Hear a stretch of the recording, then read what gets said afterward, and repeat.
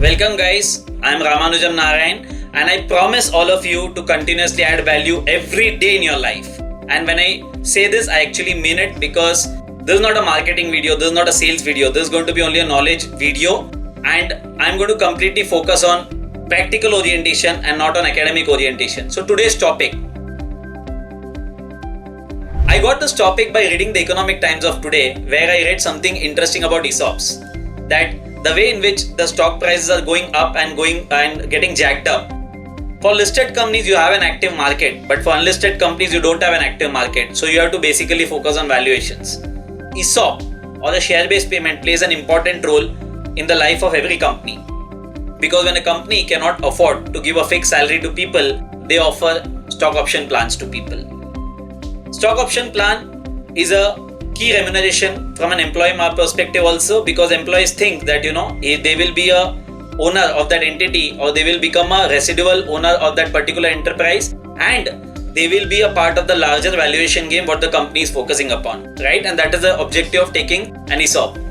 But today what is happening, right? By virtue of this ESOP literature getting stricter day by day, what's happening?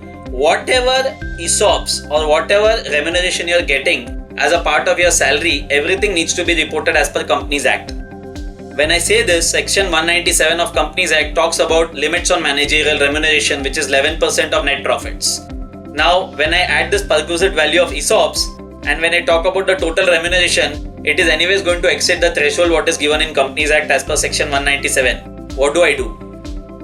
Before 3 to 4 years or before Companies Act 2013, central government approval was required. But after the Companies Act 2013, special resolution is good enough.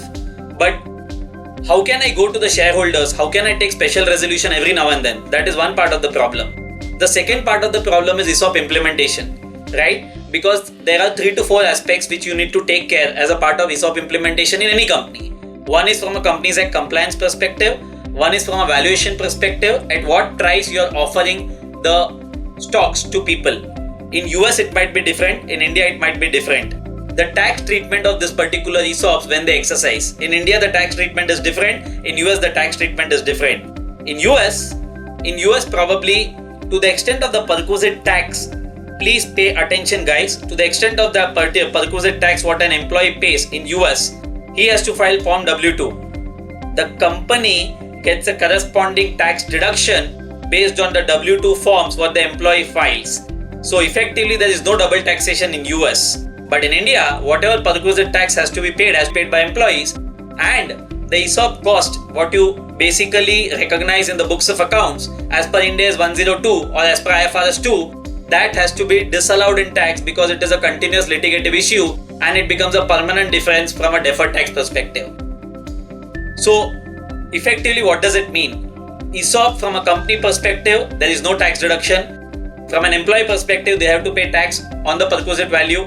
In US, in summary, the employees have to pay tax as per perquisite tax rules and the company will get a corresponding tax deduction based on the W2 forms what the employee files in the jurisdiction of US.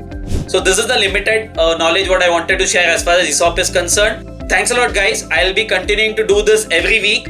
If you want to have more information and you want to look at more videos, then you can subscribe to my channel. Thank you.